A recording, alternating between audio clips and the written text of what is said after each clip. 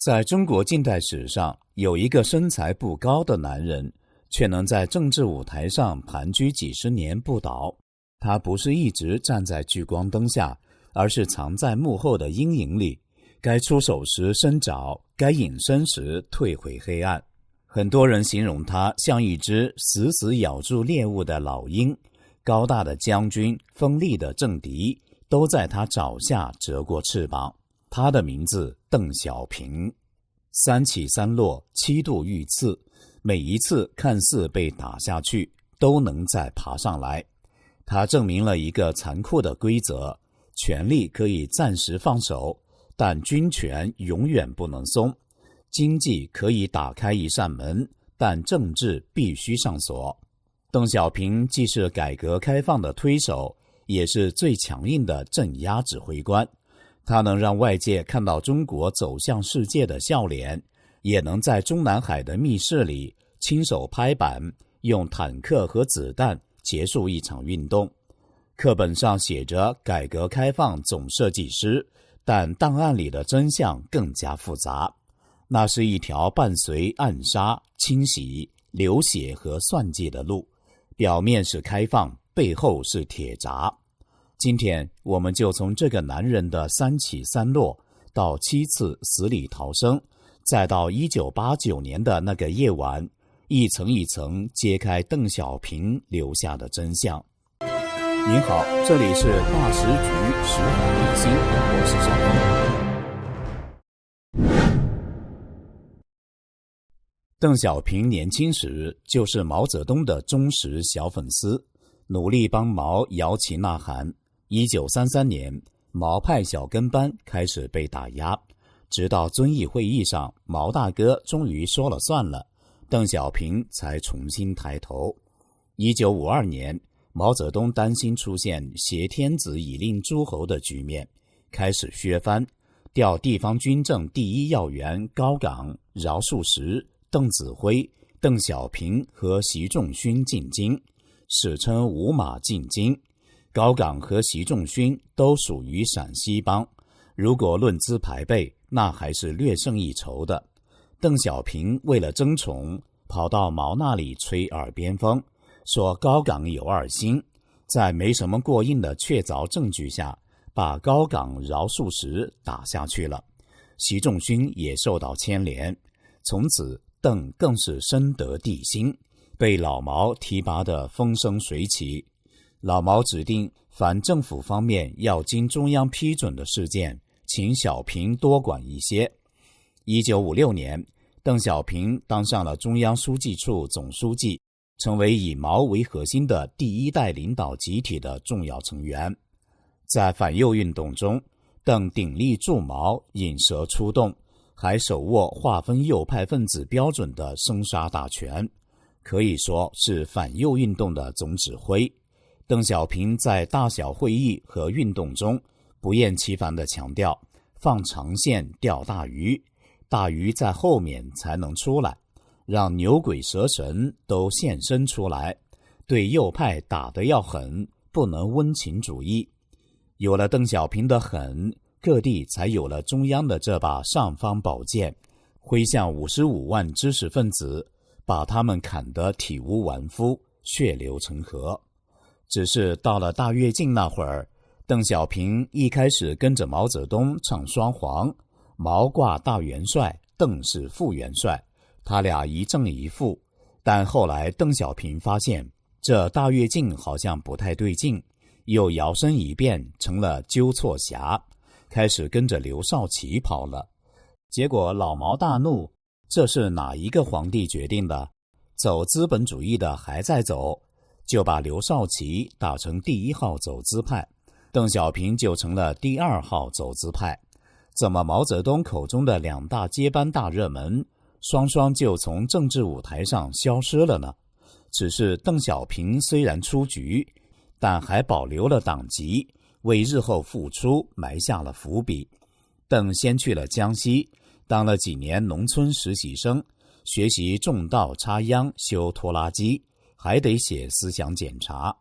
1973年林彪事件后，毛觉得手头没几张能打的牌，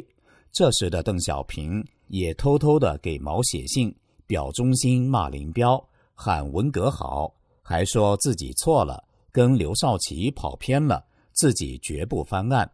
毛老大看在眼里，心想算了，这家伙还有救。想当年他顶着毛派头子的帽子，也没向博古和王明等敌人低头，也算患难之交。于是同意邓小平复出，当上了中央委员和政治局委员，还当上了中共军委副主席，打了半场翻身仗，从谷底爬上了半山腰。只是邓在半山腰停留的时间太短，还没站稳，又被踢到山脚下了。邓小平复出后风头正劲，但江青和他的党羽并不买账，那帮找茬的文革小粉红还是没有放过他。老毛想拉老邓一把，让他主持制定一个政治局决议，说文革7分成绩3分不足。邓小平一犹豫推脱，接班人的泡沫只能再次破碎。1976年，北京市民悼念周恩来，引起4·5天安门事件，当时邓被打成总后台。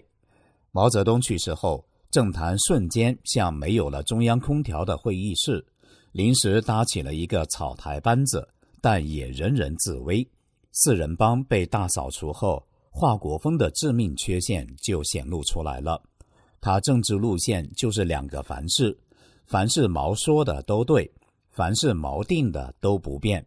这就像开餐厅，永远只卖钱老板的菜谱，顾客早就吃腻了。1977年，叶剑英、陈云、王震等元老把邓小平再度请出山。小平同志这次没急着抢头牌，先是派胡耀邦平反冤假错案，给知识分子和军队一个我们要翻篇的信号。接着他抛出黑猫白猫论，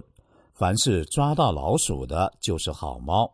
华国锋当时的脸色估计比黑猫还黑，因为这句话等于公开宣告他的2个凡是这张废纸已被猫理论砸得稀碎。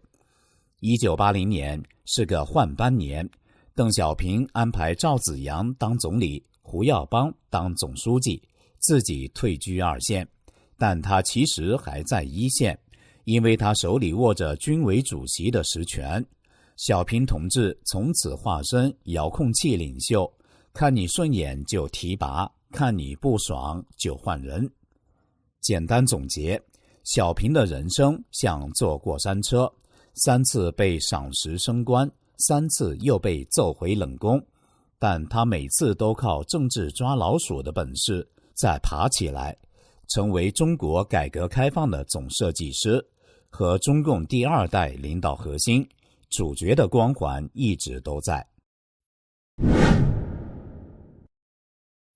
2013年，胡锦涛解密了一批秘密档案，揭露了1949年至1980年针对中共领导人发生了近3500起暴力袭击，其中邓小平7次差点领盒饭。自1969年到1988年，邓小平拿到的剧本包括子弹、爆炸、火灾、冷枪、飞机解体、车祸预谋全试过，就是没死成，上演的是7命猫的惊险人生。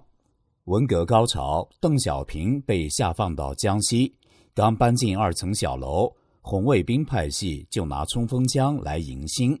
子弹嗖嗖穿窗，玻璃渣子洒满地。他住在2楼，枪手只打了1楼。江西枪战篇尴尬收场，这波叫论楼层选择的技术。1973年，中央派飞机接邓回京，后来又临时改成火车，结果原本要接他的专机在飞回北京的半路上炸成天空爆米花秀，上演了飞机爆炸惊悚片。邓小平没上去，成了唯一不需要降落伞的幸运儿。谁救的？档案没说，但肯定有人不想让邓回到权力中心。山西冷枪篇发生在1975年，邓小平去大寨视察，傍晚散步时，有人送来热情的子弹问候，可惜手感不好，子弹只擦肩而过，邓小平继续散步，枪手继续失踪。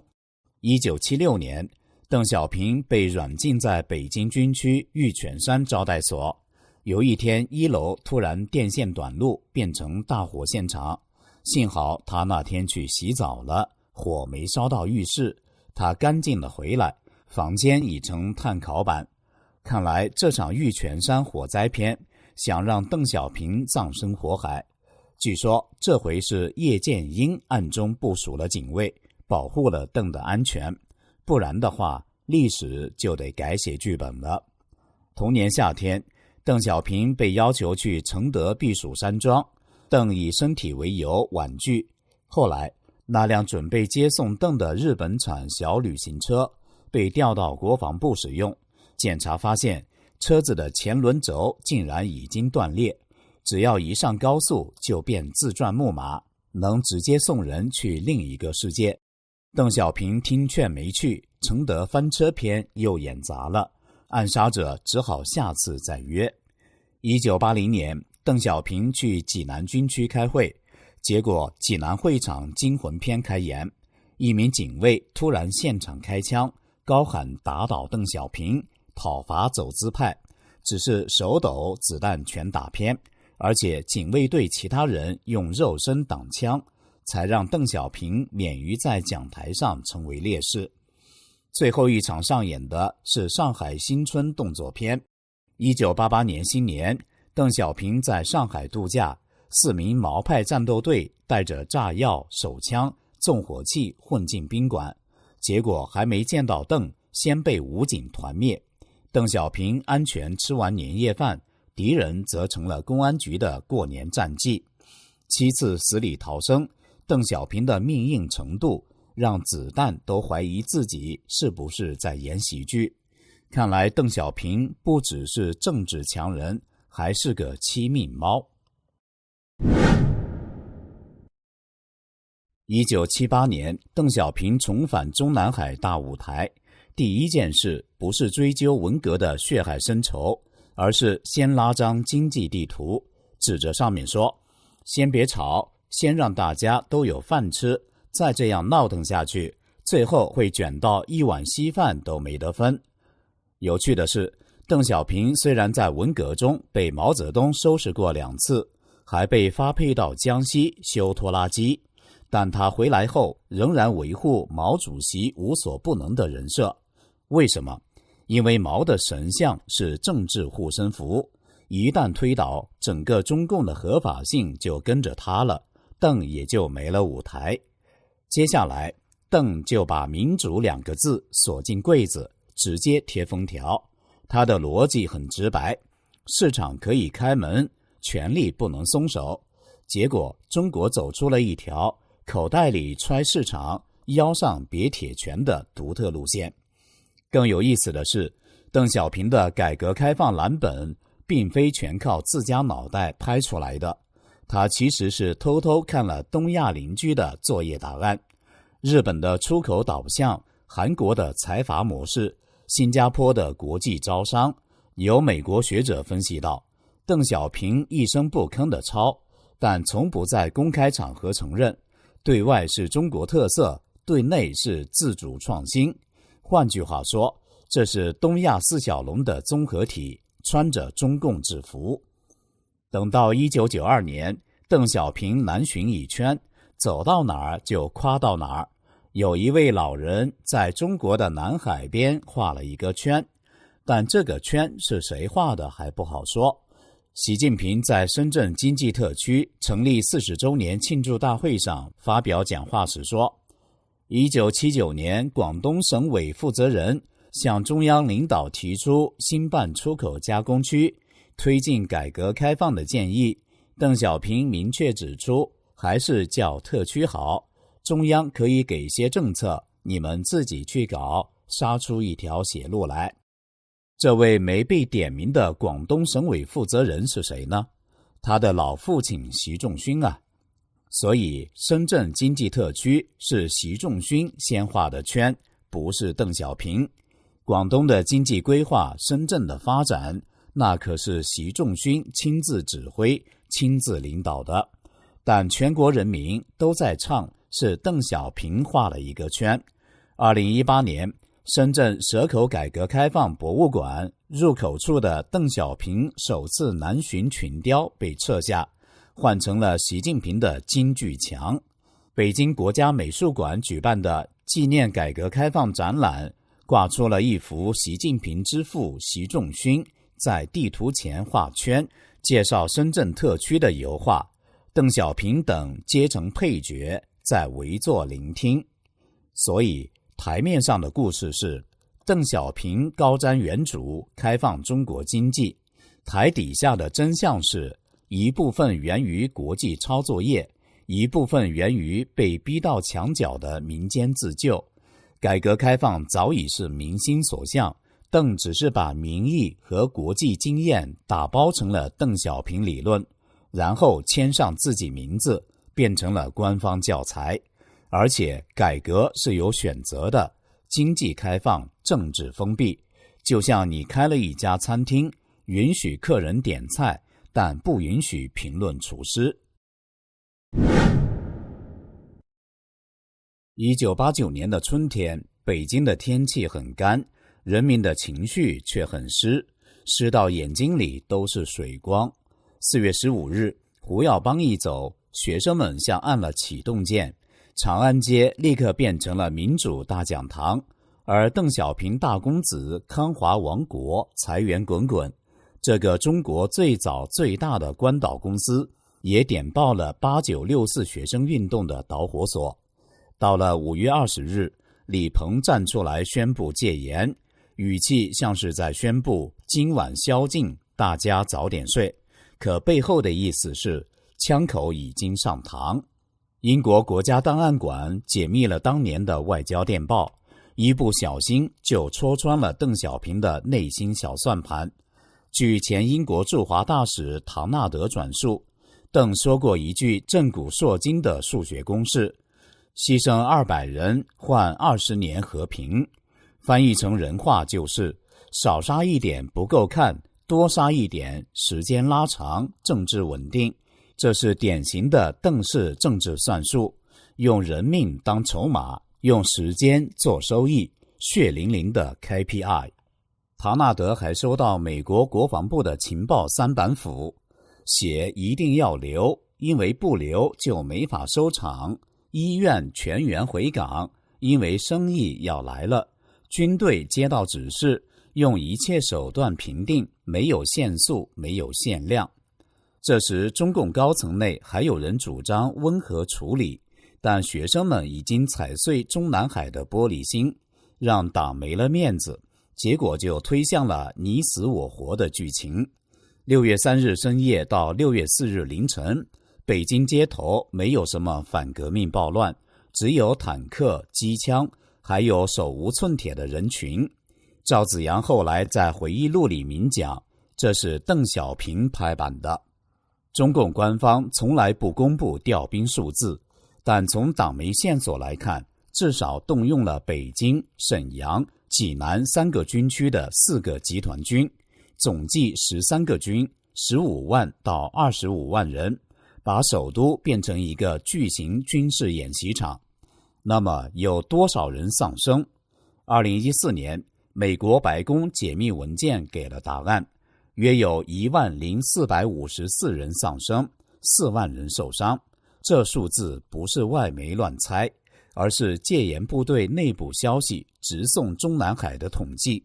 也就是说，所谓的200人只是个政治话术，真相比话术多了2个零。只是20年的和平不是给人民的，而是给中南海的。对于亡者的家属，20年后的中国也没给他们一个道歉，连一个准确数字都不肯承认。更讽刺的是，64后，中共面对西方经济封锁，还想拿香港基本法当谈判筹码，一边在北京用坦克撵人，一边在深圳以南卖一国两制的保证书，活脱脱就是北方流血，南方招商的双面操作。而且那个在天安门广场上和学生们一起流泪的赵紫阳，还险些被安上一顶更大的黑帽子——美国间谍。原中国经济体制改革研究所所长陈一字、副研究员陈小农都曾向香港和美国媒体披露了这事。邓小平心狠，但也心虚。6·4屠城后，邓小平知道这事儿搞大了，国内国外的骂声铺天盖地，于是派人编了一个故事。时任公安部长王芳就拿出一份绝密报告，大意是赵紫阳和索罗斯勾结，是美国中情局的特务，要颠覆中共，颠覆国家政权。这套戏码差点上演成功，连绝密文件都发到了正省军级，只是不知道在哪个环节走漏了风声。索罗斯本人急了，直接写信给邓小平：我开基金会是为了帮你们改革开放，不是搞间谍活动。还派了律师飞到北京。邓小平一看再闹下去怕是要自爆内幕了，只好灰溜溜地收手了。就这样，赵紫阳逃过了美国间谍这顶帽子，但也彻底被打入了冷宫。邓小平在历史课本里被写成改革开放总设计师，但档案馆里却藏着另一个头衔：1989政治清算师。历史对他既有改革总设计师的评价，也有6·4总指挥的血色阴影。我们在以前的节目中讲过邓小平子孙后代的故事。邓的家族低调地把资产转往海外，瑞士银行、香港地产样样齐备。小平同志的原则很清楚，政治风险要提前掐灭，经济收益要悄悄落袋。总而言之，他的设计图是有边界的，经济可以跑车道，政治要靠停车场。这里是大时局识海秘辛，感谢您的陪伴与思考，请订阅、分享并打开小铃铛，一起在动荡中坚守真相，在黑暗中点燃希望。